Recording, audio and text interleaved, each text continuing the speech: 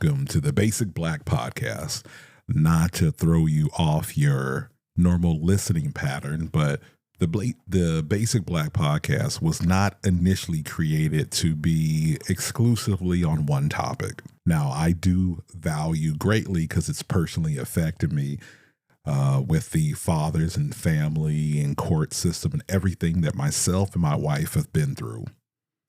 Now, being that, you start to hear of that I'm a very opinionated person.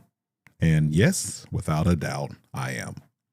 Now, I had to make this recording because I was listening, and this is going to be very political. So if anybody is a political person or non-political person who just don't want to hear it, I fully respect that. I do. I've been listening of late to different individuals who I think are pretty hypocritical on their views towards our political climate. In all truth and transparency, myself, I am a long-term Democrat, but I'm also a realist.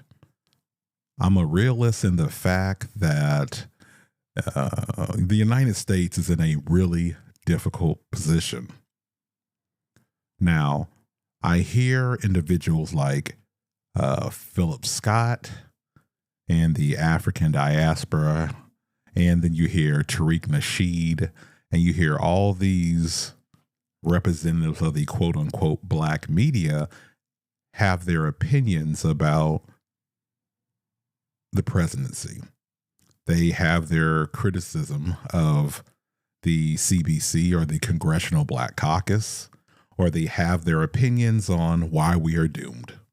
They like to hang tight to the migrant crisis that we are seeing in sanctuary cities like Chicago, being the main one, because it seems like Charlemagne the God from the Breakfast Club was speaking about the issues that he's starting to see now more with Mayor Adams and all the migrant craziness and madness that's going on.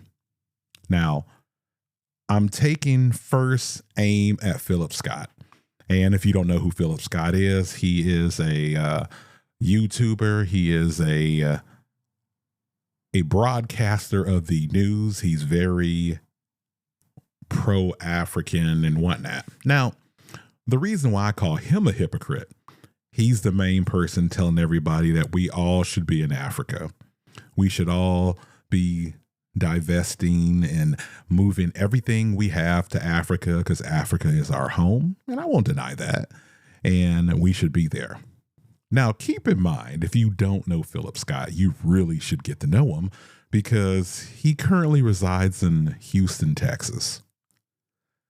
And this super pro-black advocate is not even married to a black woman. That's why you will never hear about his wife. Never. Never. I think she's Indian or American Indian, Alaskan Indian, or whatever or whatnot. But this is the man who's practically marching the flag for the African diaspora. And he doesn't even have the ability to find a woman who reflects his culture that he lovingly beats people into the ground about. Hypocrite. Now, not saying you can't love who you want to love. No, you can definitely live your life. I'm totally for that. But it's when you sit back and you take the high road, then I can see that being an issue. Now, we can switch to the other side of the table and we can talk about Dr. Umar Johnson. You know, he is the person who has his campaign against the snow bunnies. And I can see him saying that, and he does, about his beautiful black queens. So no knock to King Kong consciousness, Dr. Umar. Then you have another person who I think is part of the problem, and I have respect for him in a lot of the things he does. He's an amazing historian. He's a good piece of information. And I think he has his finger on the pulse of things. But just true with any person, including myself, you're not going to agree with everything I say. Let's be for real. I don't even agree with everything I say. Joke. But with Tariq Nasheed, I find it interesting because he talks about FBA, and by FBA I mean financial, foundational Black Americans. In other words, saying that you are like ADS, you're a descendant of slaves and whatnot. So I guess his wife, if you look at her, I think she's part Black. But I guess when you want to run with the dashiki crowd, you want to make sure that you're with the best of the best. But neither here or there, no. So I digress. Philip Scott spoke about Charlemagne on his YouTube show, the Philip Scott Podcast, and I found something pretty interesting, so I wanted to play a little bit. And this is in regard to the migrant crisis and with Joe Biden. Off about the migrants. Let's see if we can get that going. The reason why you're shocked by this is because what y'all have to understand, the Black elites, Boule, all that sort of people, the gatekeepers that Cat Williams was talking about, right? How many, as you say, working class people are calling the show and going off about the migrants. The reason why you're shocked by this is because what y'all have to understand, the Black elites, Boule, all that sort of people, the gatekeepers that Cat Williams was talking about, right? Which is always the Black elite, the Black Boule, right? They're so far removed from the problems that what we deal with as Black people in the community or the rest of the country. Charlemagne, the reason why he don't understand it is because the migrants not going to his neighborhood. They won't let them in the neighborhood. His kids not being affected. His kids was not removed out of a school so migrants could be in there, right? So that's why he don't relate to that. That's why he's so shocked. But Charlemagne, either you're really not in the streets like you talking about, you say you talk to people or whatever, but if you talk to people, then why don't you in New York? Why don't you go where the migrants are at? Take some cameras with you and go out there. You got a machine behind you, right? But you know good and well you can't do that because that machine that you work for is all in with the Democrat Party. We know that.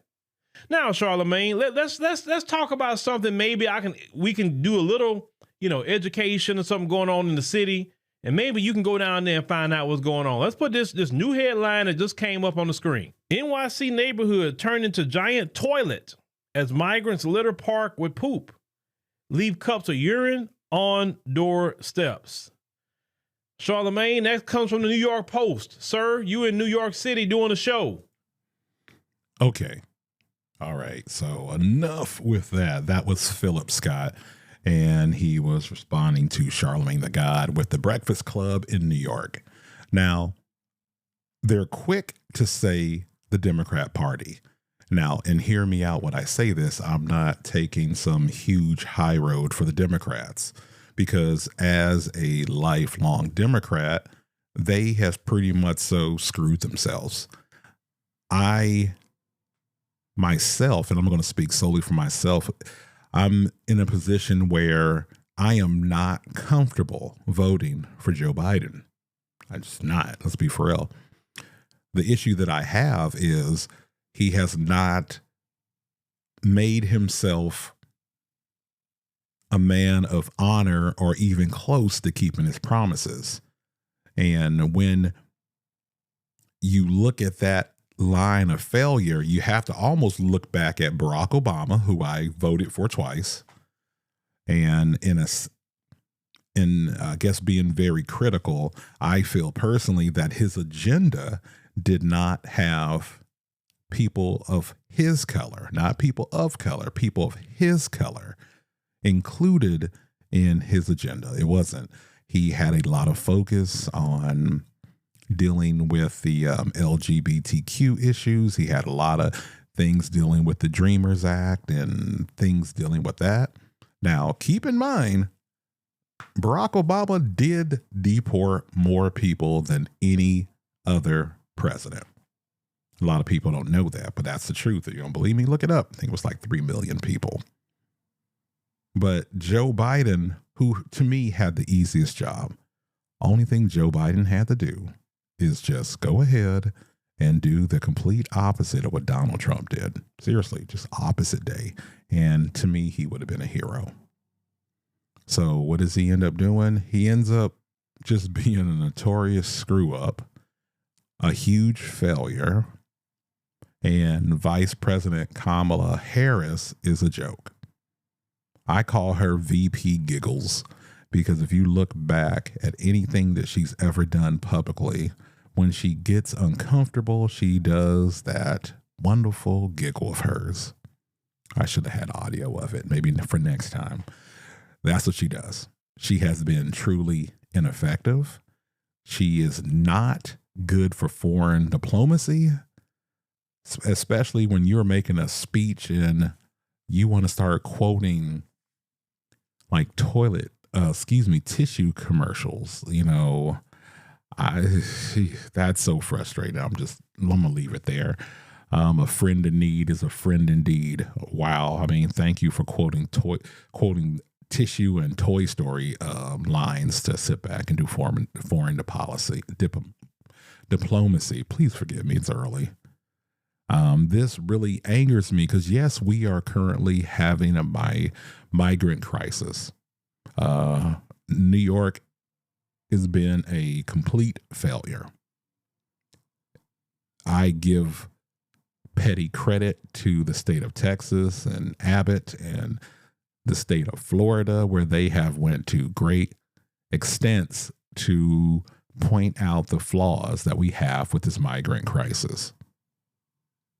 Now, they have arranged bus, planes, and whatnot to basically drop these migrants off in New York City. They even dropped the migrants off in front of Vice President Harris's home. I think from a petty standpoint, that's a hell of a play. I do. Just me.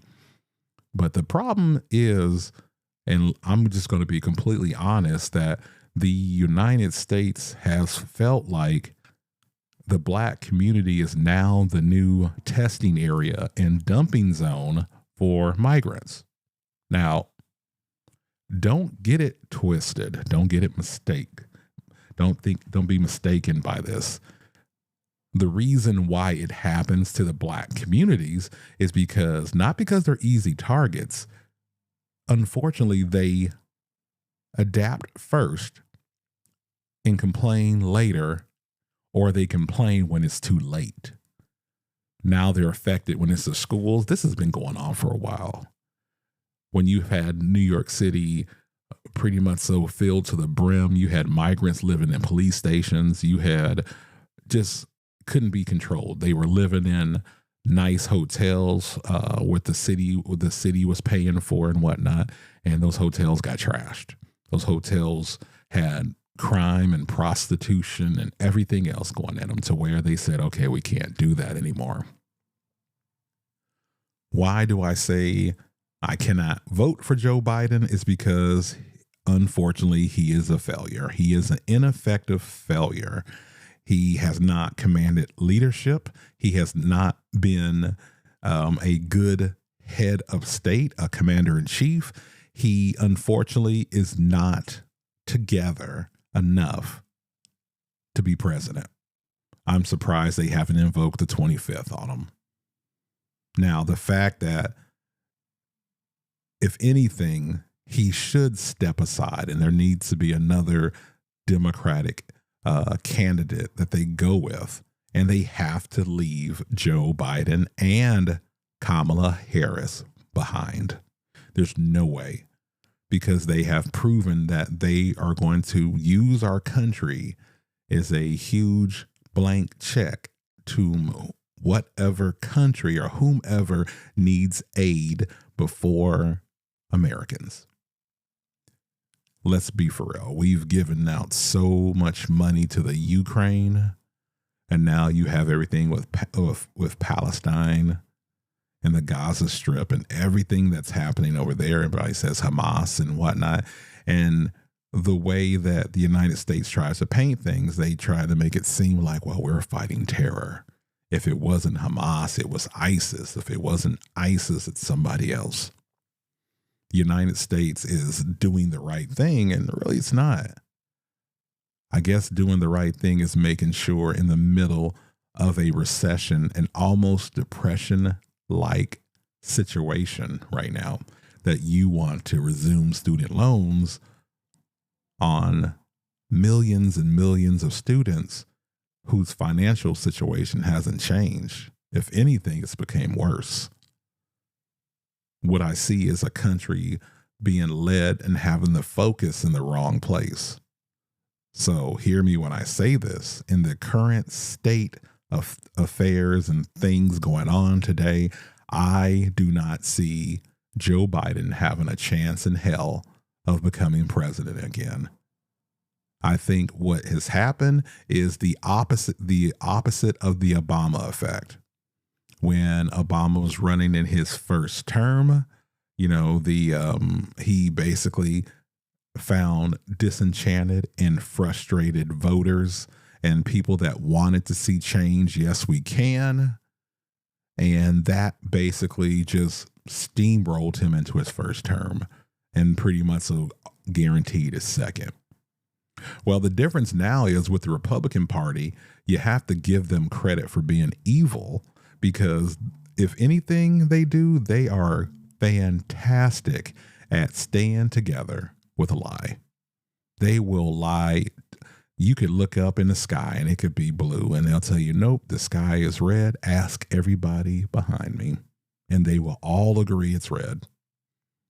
But if you happen to be one of those Republicans and you decide to back out of things and not agree with them, like Liz Cheney, they will punish you and hold you accountable. Accountability is not the cornerstone of the Democrats unless it's accountability against their own. I look at what they did to Al Franken, and they basically made sure that he left. Now, when you have people in the Democratic Party and something wrong happens with them, they are the first ones that want to flush them out, deal with them, censure them, whatever it needs to happen, they will do that. And they don't stick together. And so that's the reason why you have so much dissension in their ranks. And attitude reflects leadership, because look who's leading their party. I look at Miss Tiebreaker, and she has shown no leadership.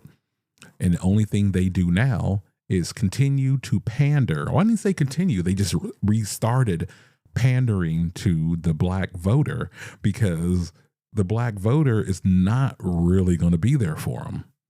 And now you're in 2024. You're in almost the 11th hour of things. And now you're trying to show up at black events. You're trying to send Kamala Harris out into the neighborhood so she can have these planned accidental meetings of her sorority sisters of Alpha Kappa Alpha Sorority Incorporated to make her look more approachable. Now, I'm in California, and I can tell you, since this is Vice President Harris's home state, if you have not looked at her track record, she has been nothing but a nightmare of a prosecutor in regards to crimes by African Americans or African Americans that are currently incarcerated for marijuana charges, where they are still sitting and rotting in prisons for crimes that they should have been released for. And she has made sure that that she's going to be strong on crime, tough on crime. Because for those who don't really follow politics a lot, being tough on crime usually comes forth in the election cycle. It's happened president to president to president. I'm going to be tough on crime. I'm going to basically make sure that we are a safe country.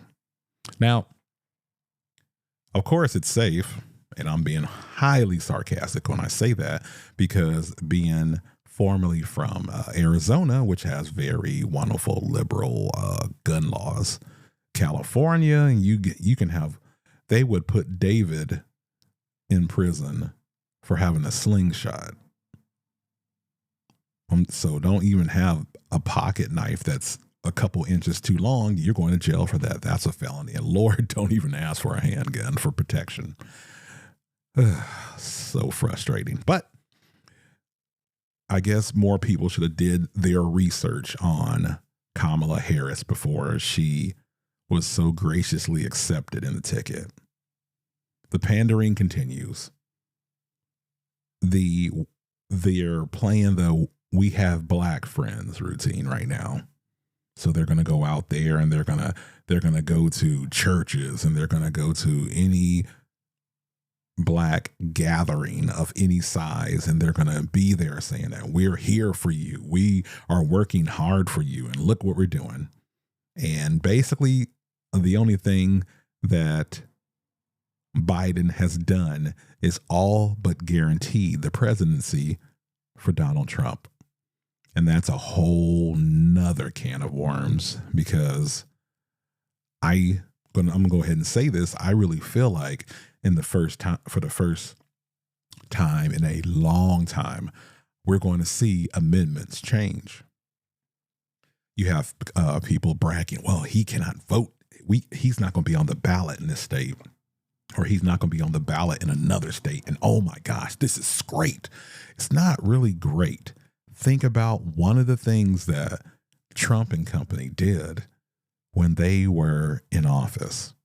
They made sure to pack the courts with judges that were in their favor. Also, the Supreme Court.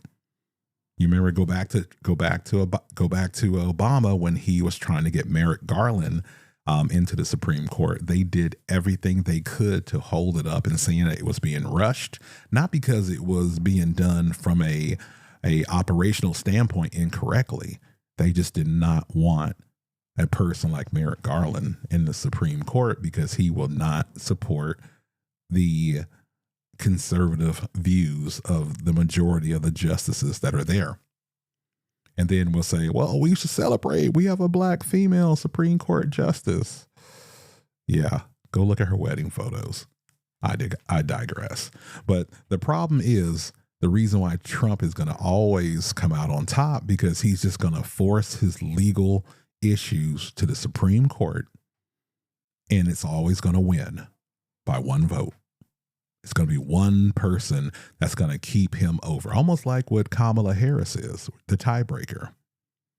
So I'm not calling Trump a genius. I just know he had some really good political criminals behind him that knew how to play smoke and mirrors and had you focusing on one thing while they're doing their actual business with the other hand.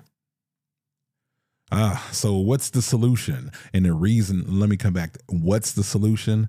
And this is why I get tired of the Philip Scotts. This is why I get tired of the Tariq Nasheeds. This is why I get tired of all these individuals in the black media constantly pointing out problems, but providing no solutions. You'll never hear Philip Scott give you a solution. He'll just say the Democrats and the Congressional Black Caucus and Mayor Adams and all these Democrats are the reason why we're in this problem. Okay, fair enough. What's the solution? I want to know, like, seriously, what is the solution? And when you ask what's the solution, what do we get?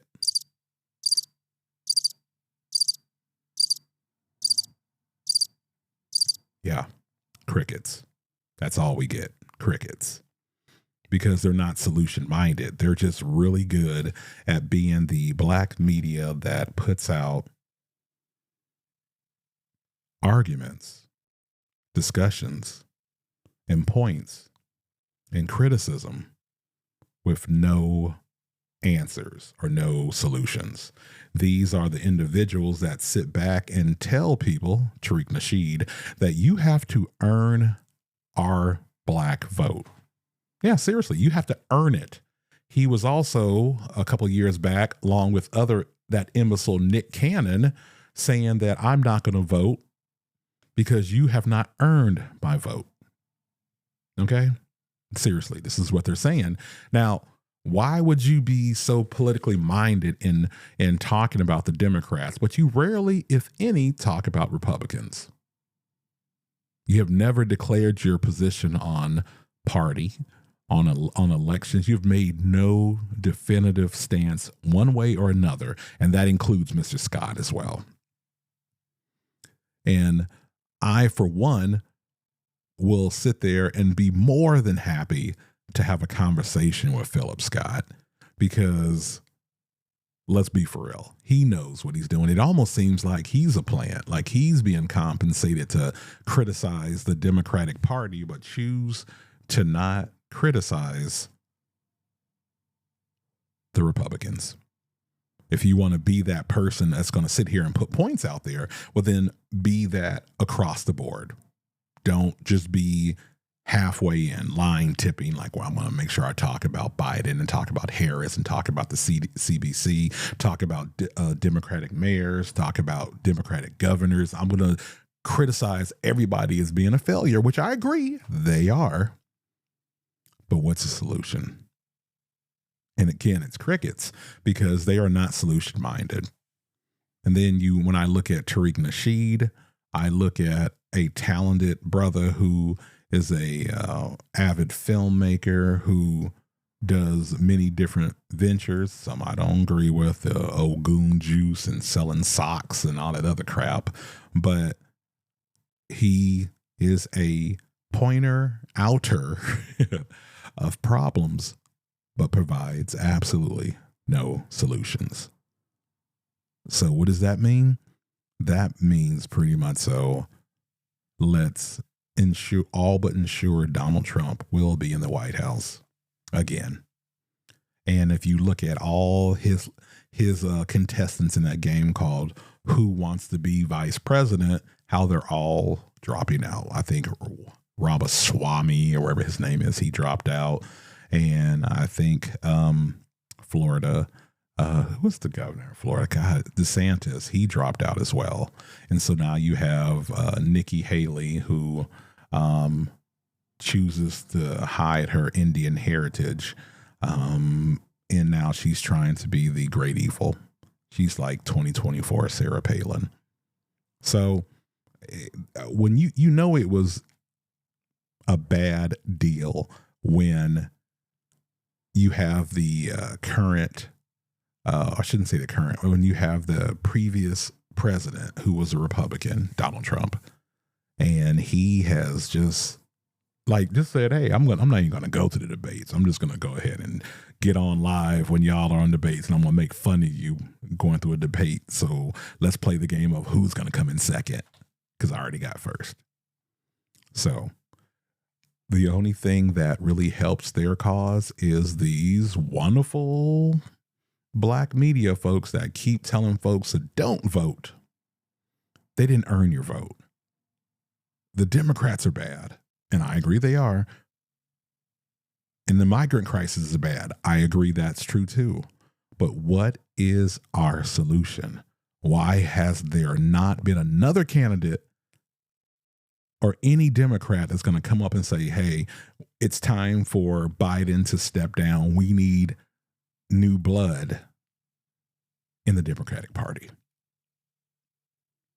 And I can tell you right now, if I had to say who I was voting for the first time in my life, I would probably vote independent. And I hate that, because voting independent in this election is just not voting at all. Unfortunately, voting, or you're going to have a lot of black Americans who are now trending towards the Republican Party, and they are picking up numbers in pretty quick time. The "yes, we can" of Barack Obama is now the battle cry of the Republican Party. They've taken their disenchanted, their frustrated, and their pissed off voters of all races, and pointed out all the mistakes that was made by this current administration. And that has basically fostered in a new Republican Party led by the old evil. So I think people better get ready. It's going to be politically ugly for the next 4 years. I think we're going to have to suffer for 4 years and hope that at the end of those 4 years, actually, if Donald Trump will actually stand down. Now, if you think I'm wrong, you're entitled to your opinion. I don't think he wants to leave. I think the only way he is going to leave is when Satan takes him. Nothing more, nothing less. So it's frustrating, but I feel like the Democratic Party is going to have to take a big loss, and they're going to have to figure out within 4 years, what are they going to do that they have not been doing to make sure that they have a candidate or candidates in good enough standing to actually challenge the incumbent or newly incumbent or former incumbent president. I'm concerned about that. I think a lot of people are concerned about that. We can sit back and argue the semantics of why Biden didn't get it right. Makes me wonder, is he really a closet Republican? Because it just really feels like he's throwing this game called his presidency. He did all these little ceremonial things. He went ahead and he got all these different black men and women in their cabinet positions and whatnot. And sure, it's historical, but if you can't do the damn job, we don't need token appointments. We need to have individuals, black, white, Native American, Hispanic, whatever, Eastern Indian, whatever American it is, that can do the damn job. We don't need ceremonial appointments. And the one thing I would be happy to see go is the White House speaker. Boy, she is a joke. She is truly a joke. So, yeah, I think that we are going into some interesting times with this upcoming election. And Lord forbid if the Republicans can gain control of both sides of the House and Senate, because there will be some amendments changing. Mark my word. It's not frustration that I'm speaking from. I rather have somebody pose an answer versus then constantly complaining about the problems. So I'm wishing for the best. I'm hoping for the best. I'm hopeful, but like a drug, hope is also a drug. So I guess there's going to be a lot of people hanging on to their opioids. And yes, I said opioids. Hope is a drug. Opioid. They're going to be hanging on to those and thinking that it's going to be okay. But the Democratic Party needs to understand you have basically disenchanted so many voters that I expect this to either be a record low turnout for the Democrats. I expect whoever the independent is going to do pretty good. And I think with the fallout from the Democratic Party, those who will vote will probably vote Republican because they're pissed off, and there won't be a need for a recount because that means Donald Trump will have control of the White House again. And that's scary. Now, keep in mind, this is just my opinion. I'm just one man. I am Reggie with the Basic Black Podcast. I just hope everybody has a amazing day. Keep positive, spread love, and till the next time, I'm out.